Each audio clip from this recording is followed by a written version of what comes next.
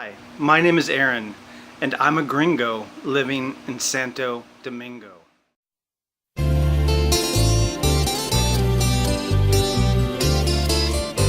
Tengo un corazón mutilado de esperanza y de razón. Tengo un corazón que madruga donde quiera. Ay, ay, ay, ay, ay, ay, ese corazón se desnuda de impaciencia. So, my name is Aaron, and I am a gringo living in Santo Domingo. Welcome to the debut episode of my new channel, A Gringo in Santo Domingo. So I've had this idea to do this channel for probably 6 months or so now. I've had this idea in the back of my head. I've been living in Santo Domingo off and on for the last, I guess I've spent about a year total in Santo Domingo. I've been here for the last 6 months and lived here for a little bit in 2016 as well. I've spent a total of 4 years in the Dominican Republic at this point, a little over 4 years. And like I said, I've had this idea a while sort of in the back of my head.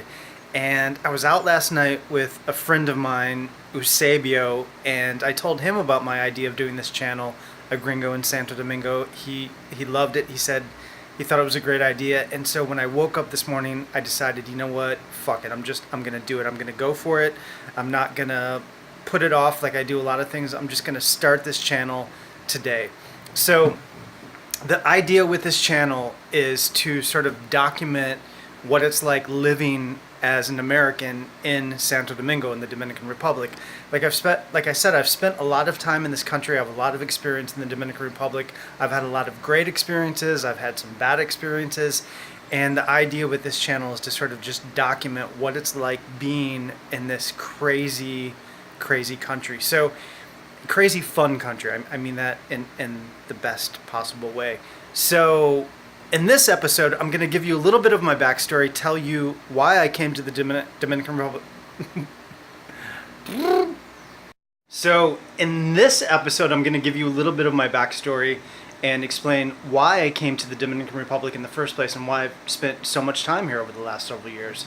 So, I came to the Dominican Republic originally in January of 2012. I booked a one-way ticket to Santo Domingo.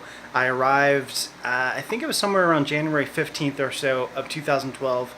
Like I said, I arrived by myself, and I've ended up spending more or less 4 years here off and on over the last 5 years or so, 5 or 6 years. So prior to coming to Santo Domingo, prior to coming to the Dominican Republic, I had spent time in Nicaragua. I'd spent like 2 years in Nicaragua. I'd spent, I think, a year total in Costa Rica and a little bit of time in Panama as well. So I had experience traveling in Latin America and living in Latin America. I had learned to speak pretty decent Spanish at that point. So I went back to Florida in 2012 for the holidays. I knew that I wanted to continue traveling. I wasn't sure exactly where I wanted to go, but I wanted to go somewhere new where I could continue to learn and speak Spanish and continue working online. I work on the internet, which is why I'm able to do all of this in the first place. So I ended up deciding on the Dominican Republic after a little bit of research. Like I said, I came here in January of 2012. I came here by myself. I booked a week or so in a hostel. I went out that first night in Santo Domingo and I walked around. I went to the Hard Rock Cafe in the Colonial Zone. I went to a couple different bars. I ended up meeting a girl my first night here. We hit it off and we ended up dating for about 2 months. I stayed in Santo Domingo for about 2 months, close to 2 months. We ended up kind of going our separate ways. Basically, I wanted to continue traveling. I went up to the north side and I ended up basing myself out of Cabarete for the next couple of years. I went back to the States in 2014. I spent all of 2014 out of the country. I came back in July of 2015. Met another girl. We ended up dating for 2.5 years. We broke up about 3 months ago. So since that point, I've been living in Santo Domingo as a single, middle-aged white male. And the idea with this channel is I want to document what it's like living in Santo Domingo, what it's like being in the Dominican Republic.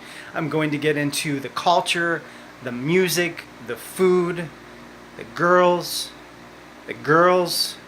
and probably more girls. I'm going to get into all of it. The good, the bad, the ugly, the fun, the frustrating aspects of living in the Dominican Republic, the power outages, the water outages, the crazy trash all over, all the good and bad.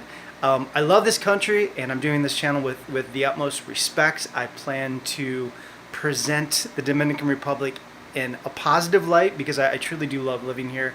But there's also just a lot of crazy things about being here, crazy relative to what it's like perhaps in my native country. So that's the idea with this channel. If that sounds interesting to you, subscribe to this channel. This is my first episode. I'm going to dive deep into all these different subjects and much, much more.